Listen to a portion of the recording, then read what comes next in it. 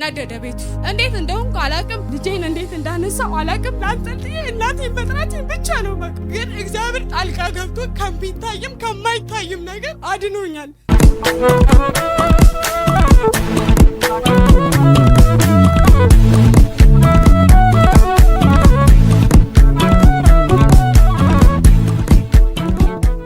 አንድ ቃል አለ። ቤትን እግዚአብሔር ካልሰራ ሰራተኛ በከንቱ ይደክማል። ከተማን እግዚአብሔር ካልጠበቀ ጠባቂ በከንቱ ይደክማል።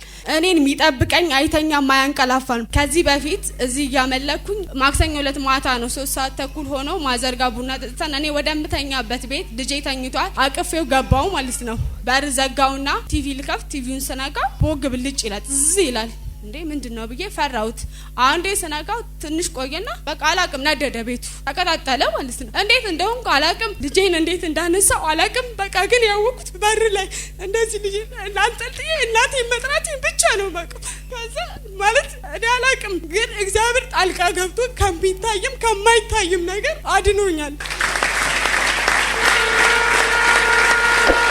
እና በጣም በቃ እኔ እንዴት እንደሆነ ራሱ አላቅም። በሩን ልከፍተው አልችልም። ከልጄ ጋር ብቻዬን ነው ራሱ ታግዬ የምከፍተው። ከዛ ደግሞ እሱ አልበቃ ብሎት ጠፋ ተብሎ ቆጣሪ ጠፍቶ ድጋሚ የውስጡ ኖርማል ሆኖ እኔ ታኝቻለሁ አሁን ከልጄ ጋር።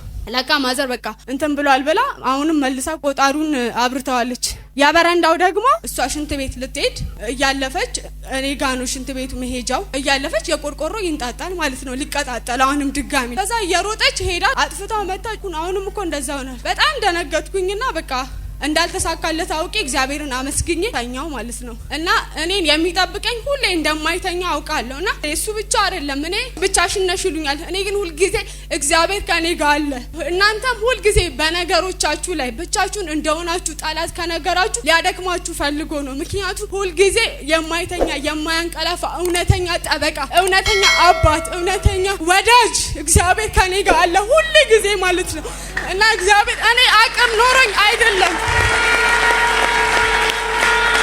እና ሌላው ደግሞ ባለፈው ስለ እዚህ ቤት ለልጆች እግዚአብሔርን ቤት መስሪያ ብር እንድናዋጣ አባታችን አፖስትል ሲጠይቀን ነበርና የዛን ጊዜ መንፈስ ቅዱስ ውስጤ ላይ እንድናገር አደረገኝና የምሰጠውን ብር ተናገርኩኝ። ከዛ በፊት ላይ ባንክ ቤት ያስቀመጥኩት የተወሰነ ገንዘብ ነበር ስራ እየሰራው እሱን ገንዘብ አውጥቼ ለሱቅ ነበር ያሰብኩት የዛ ሰዓት ራሱ። ከዛ በቃ እግዚአብሔር ካሳሰበኝ የራሱ ነገር አለው ያለ ምክንያት እንደዚህ አይሆንም አልኩኝ። የሚገርማችሁ ያን ብር ቃል ከገባው ጀምሮ ሱቁ አየር የሚባል ጠፋ። ሰይጣን ሊፈትነኝ ማለት ነው ሐሳቤን እንድቀይር። ምክንያቱም ሰይጣን የበረከታችሁ ጠላት ስለሆነ እንድትሰጧት አይፈልግም። ከዛ ይሁን ምንም ይሁን አልኩና አይኔን ጨፍኜ ወደ ፊትም ወደ ኋላም ወደ ግራም ወደ ቀኝም አልልም። ለእግዚአብሔር ቤት ቃል ገብቻለሁ እከፍላለሁ አልኩና ሄድኩኝ። ያስቀመጥኩትን ብር አምጥቼ አስገባው። ከዛ እንዴት እንደሆነ አላቅም። ከዛ በኋላ ነገሮች እየተስተካከሉ መጡ፣ ተስተካከሉ። እና ስልኬ ያስቸግረኝ ነበረ። እንግዲህ ያ ብር እያለ እኔ ስልክ ለመግዛት አላሰብኩም። እንዴ ጌታ ሆይ ስልክ ያስፈልገኛል አልኩኝ። ስልኩን እኔ ያው ገዛለሁ ብዬ በማላስበው አቅምና እንትን ስልኩ እጄ ላይ ገባ ማለት ነው። እና እግዚአብሔር መልካም ነው፣ ሁል ጊዜ ይጠብቀኛል፣ ይረዳኛል። እና ሁል ጊዜ እኔ የምለው እግዚአብሔርን ጠብቁት። ምክንያቱም ያለውን ሁኔታ አትዩ። ሰይጣን ከሳሽ ነው። ምክንያቱም ሁሉ ጊዜ የሆነ ነገር ሲጎል የምትሄጂበት ቦታ የምትሄድበት የምታመልከው ቸርች ይላል። እግዚአብሔር እዚህ ቤት ራሱ አለ። እኔ ስለ አፖስትል ስለ አባቴ ደግሞ ሁሉ ጊዜ ጠበቃ ነኝ። እኔ የአባቴ ተካፍያለሁ ከአባቴ የወሰድኩት ነገር ስላለ ማለት ነው። እና ብዙ ጊዜ ጥሩ ነገር የሚያደርግ ወይ ደግሞ መልካም ነገር ያለበት የእግዚአብሔር ነገር ያለበት ሰው ዓለም አትወደውም ታውቃላችሁ። ስለዚህ እሱ ውጪ ላይ ለሚባለው ነገር ሁላችሁም መልስ መስጠት አለባችሁ። ምክንያቱም የኔ አባት እንደዚህ ነው ማለት አለባችሁ።